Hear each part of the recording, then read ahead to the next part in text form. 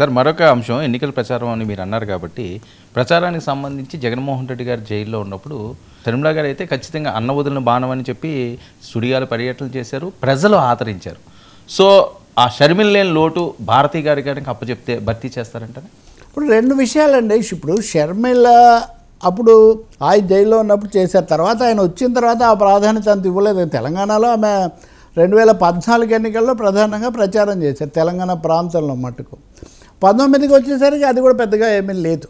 అప్పటికే ఆమె బెంగళూరు వెళ్ళిపోయారు, ఆమెను దూరంగా పెట్టారనే కథనాల్లో ఒకరోజు అయితే సాక్షిలో మొత్తం అప్పుడున్న మిత్రుడు పెద్ద ఇంటర్వ్యూ చేశాడు. ఆమె నేనే ఎక్కడికి పోలేదు, మా మధ్య విభేదాలు లేవు. ఇవన్నీ కుటుంబాల్లో ఉమ్మడి కుటుంబం, ఇది ఉమ్మడి కాకపోయినా ఎవరిది వాళ్ళకు ఉన్నా ఇవన్నీ జరుగుతూనే ఉంటాయి.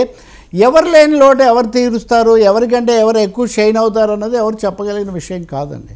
ఆ పాత్ర వాళ్ళకి ఇచ్చినప్పుడు ఆ తెర మీద వాళ్ళు ఎలా నటిస్తారనే చూడాలి తప్ప. ఇంకోటి షర్మిలను జగన్ తరఫున వస్తే అంతగా ఆదరించారు, మరి ఆమె మొన్న పోటీ చేస్తే ఎక్కడ కాంగ్రెస్ పార్టీకి ఏం ఓట్లు సీట్లు డిపాజిట్లు కూడా ఎక్కడ ఏం రాలేదు కదా.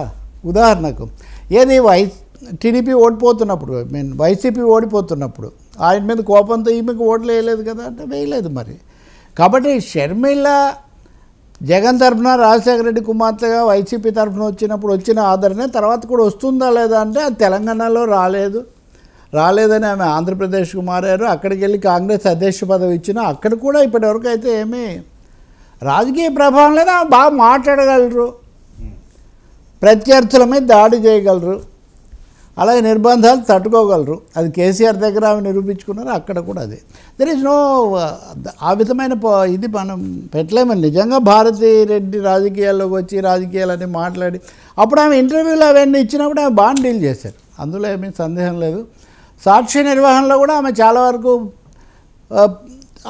క్రియాశీలంగా అవగాహనతో చెప్తుంటారని మటుకు అక్కడ ఉన్న మన పాత్రికేయ మిత్రులు వీళ్ళు అంటూ ఉంటారు. అందరూ అన్ని చోట్ల ఈ పాత్రికేయులే కదా, వాళ్ళ యాజమాన్యాలు ఎటైనా మారొచ్చు కానీ. కాబట్టి మీ ప్రశ్నకు చేతన అవుతుంది చేత కాదు అని చెప్పాల్సిన అవసరం ఏం లేదు. ఆమె she is there in the scene, ఆమె రంగంలోనే ఉన్నారు, ప్రత్యక్షంగానా పరోక్షంగానా అనేది ప్రశ్నే తప్ప ఇంకోటి ఏం కాదు. వాళ్ళ కుటుంబం కూడా ఓకే, ఎప్పటి నుంచో వాళ్ళ నాన్నకు రాజశేఖర రెడ్డి కుటుంబానికి ఉన్న సంబంధాలు అవి కూడా ఉన్నాయి. కడపలో ఎప్పుడు ప్రచారం చేస్తూనే ఉన్నారు. కాబట్టి అవకాశం వస్తే మామూలుగా ఎవరెవరో కాలేజీ గర్ల్స్ లేకపోతే గృహిణులు వచ్చి రాజకీయాలు చేయగలేంది వైఎస్ కుటుంబంలో ఉన్న భారతీరెడ్డి చేయలేరనే ప్రశ్న ఏముంటుంది.